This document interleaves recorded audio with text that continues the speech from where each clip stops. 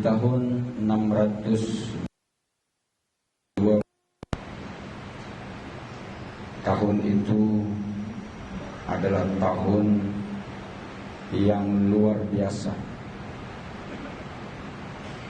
dirasakan oleh kaum muslimin di Mekah bersama khususnya Rasulullah SAW.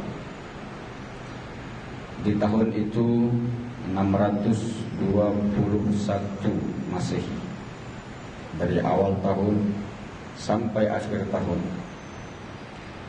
seluruh kaum muslimin diembargo dan ditekan, diancam, diteror, tertangkap, bahkan dibunuh. Yang masih bertahan dalam keislamannya dan sebagai pengikut Rasul sallallahu alaihi wasallam.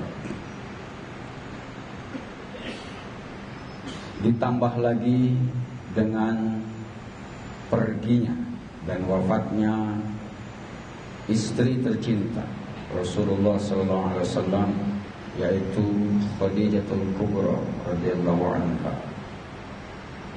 Dan pergi pula paman yang selama ini melindungi beliau, yang kita kenal dengan Abu Thalib.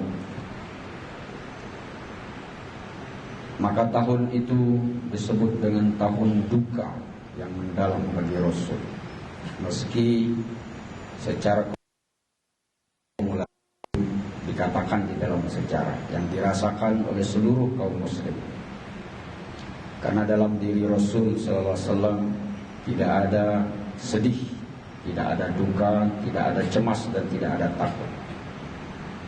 Hanya sebutan keadaan bahwa tahun itu adalah tahun duka, Amul Hazan. Dan sejak itulah kaum muslimin senantiasa memanjatkan doa, meminta kepada Allah agar dicarikan tempat dan waktu yang tepat untuk bisa keluar dari Mekah dan berpindah, mencari tempat yang aman. Sepanjang tahun itu, 1 tahun penuh kaum muslimin berdoa. Bahkan sempat dipertanyakan di dalam hati masing-masing, mata Nasrullah, kapan Allah menolong? Kok turunnya pertolongan tidak turun-turun? Maka dijawab oleh Allah, ala inna nasrallahi qarib. Tenang saja, pertolongan Allah akan datang segera. Di tengah kecekaman itu, Allah Subhanahu wa ta'ala berkenan. Setelah lewat tahun itu, masuklah tahun 622 Masehi, tepatnya di pertengahan Februari. Allah menghibur Rasulnya di tengah duka itu dengan memperjalankan beliau Isra Mi'raj 27 Rajab, bertepatan dengan pertengahan Februari 622 Masehi. Disitulah Allah menunjukkan dan mengabulkan permintaan kaum muslimin. Tatkala Rasul turun dari buraknya dan sholat 2 rakaat di sebuah tempat, maka setelah sholat Rasul bertanya, wahai Jibril, tempat apakah ini? Kenapa saya disuruh sholat? Disinilah Allah mengabulkan doamu dan doa sahabat-sahabatmu, bahwa disinilah tempat kau akan hijrah nanti. Singkat cerita, pulang Rasul dari Isra Mi'raj dan membawa berita gembira. Di samping cerita yang indah perjalanan Isra dan Mi'rajnya Rasul, yaitu Allah sudah mengabulkan dan menunjuk tempat untuk berhijrah. Namun Allah belum mengabulkan kapan pelaksanaannya. Syukur yang mendalam dirasakan oleh kaum muslimin bahwa Allah sudah menetapkan tempat mereka berpindah atau hijrah. 5 bulan kemudian, setelah 27 Rajab, kemudian Sya'ban, Ramadan, Syawal, Zulqa'dah, Zulhijjah, 1 Al-Muharram, Jibril turun membawa perintah bahwa mulai detik ini, mulai hari ini, yang bertepatan dengan 16 Juli 622 Masehi, Allah memerintahkan kaum muslimin untuk mulai berhijrah. Tentunya tidak boleh beramai-ramai, karena suasana kaum muslimin sedang dikurung dan harus sembunyi-sembunyi. Maka keluarlah para sahabat mulai hari itu 16 Juli 622 dari kota Makkah secara diam-diam tentunya. Satu persatu, dua per dua, yang akhirnya semuanya tak satu pun diketahui dan tertangkap oleh orang kafir.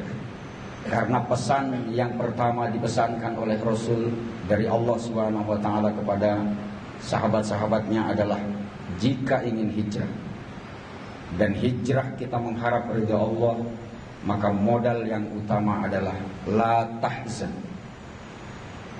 Jangan cemas, jangan takut, jangan gentar, jangan sedih, jangan pesimis. Selagi kita mau menuju Allah, pasti Allah akan menyertai perjalanan kita untuk menuju keridhaan.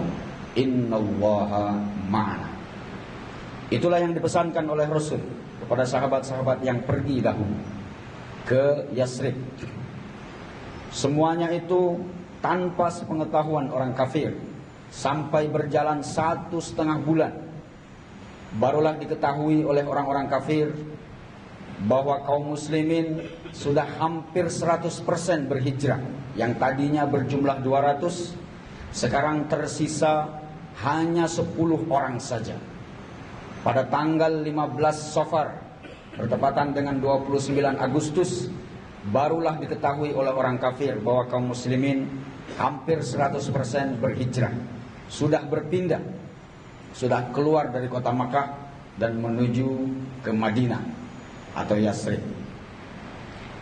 Maka kaum kafir membuat strategi, harus menangkap yang tersisa. Setidaknya menangkap Muhammad, hidup atau mati. Singkatnya, di saat Rasul sallallahu alaihi wasallam keluar dari rumahnya pada malam 27 Safar, bertepatan dengan 10 September 622 Masehi, malam Jumat, Rasul keluar dari rumah dan tempat tidur beliau diganti oleh Ali bin Abi Thalib, dan keluar dalam keadaan aman karena perginya menuju ke ridho Allah. Sehingga apapun penghalang, tak ada yang bisa menghalangi perjalanan hijrah Rasul. Sehingga penjaga yang mengepung rumah Rasul, tak ada satu mata pun yang melihat bahwa Rasul sudah melewati mereka semuanya. Wa ja'alna min baini aydihim sadda wa min khalfihim sadda fa'aghshaynahum fahum la yubsirun. Yasir. Ma'asyiral muslimin rahimakumullah. Keluar dari rumah, Rasul menemui sahabat beliau, yaitu Abu Bakar As-Siddiq, yang nama aslinya adalah Abdurrahman ibn Abi Quhafa.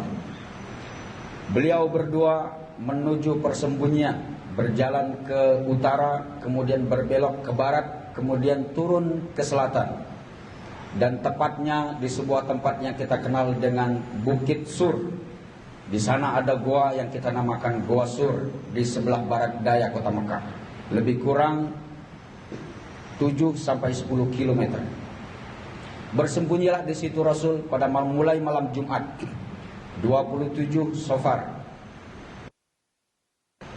malam Ahad hingga malam Senin. 4 malam 3 hari Rasul sallallahu alaihi wasallam bersama sahabatnya bersembunyi di situ. Dan selama dalam persembunyian itu tidak ada satupun orang kafir yang menemukan persembunyian Rasul sallallahu alaihi wasallam. Mulai dari malam itu berjibaku kafir Quraisy mencari di mana Muhammad. Namun sampai Ahad sore tanggal 13 September tidak ada satupun yang menemui.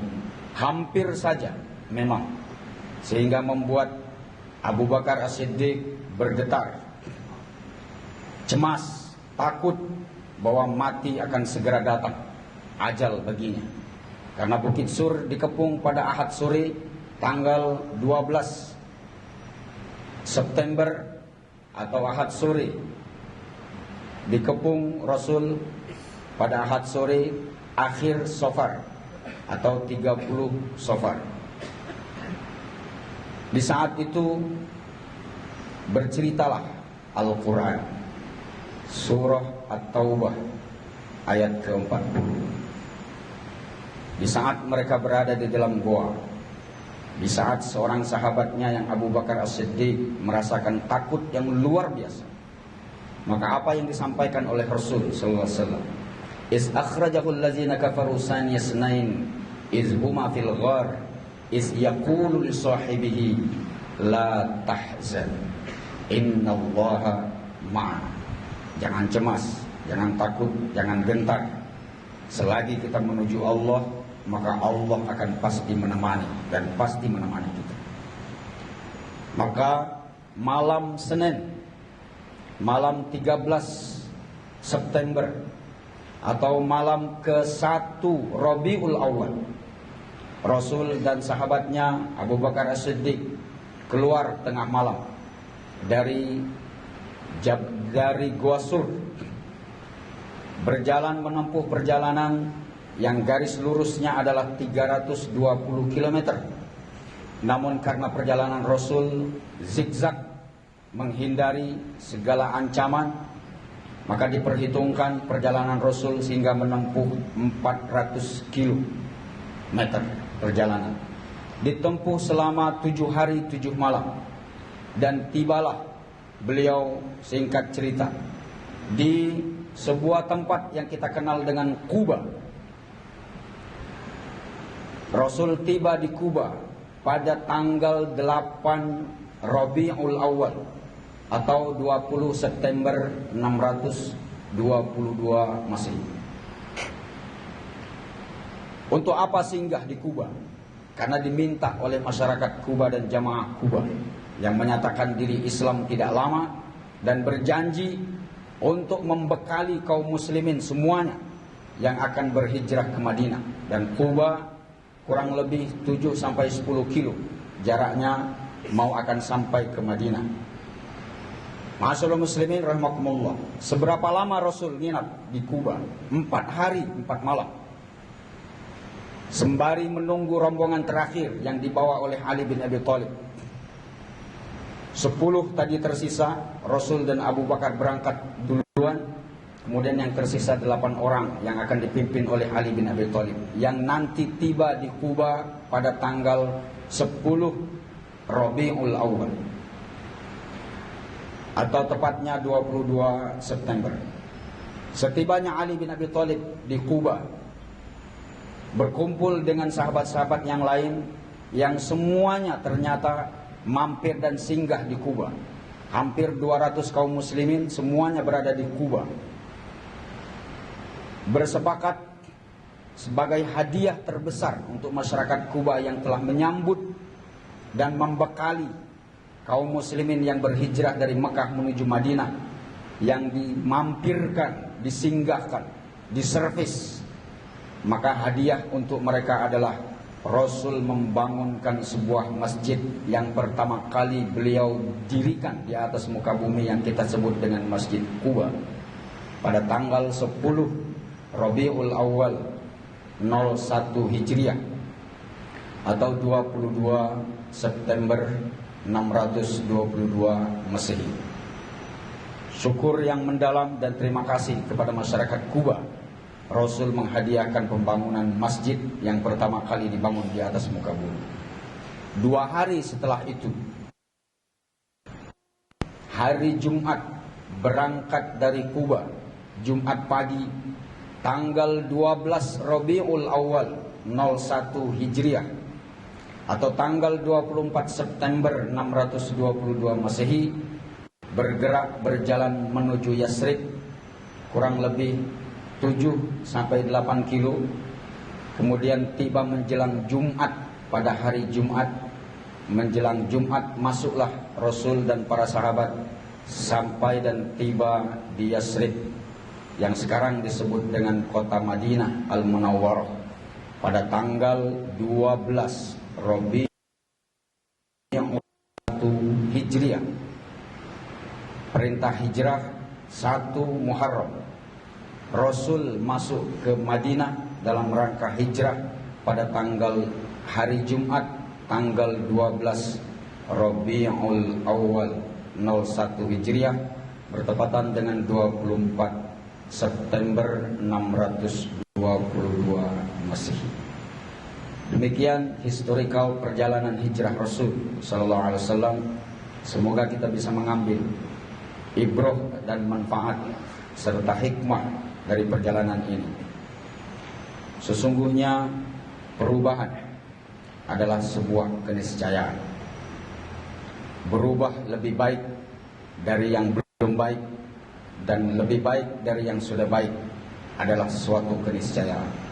Apapun, entah itu waktu atau tempat atau warna atau keadaan, merubah dari hal yang tidak baik untuk menuju lebih baik adalah sebuah keharusan yang harus diusahakan.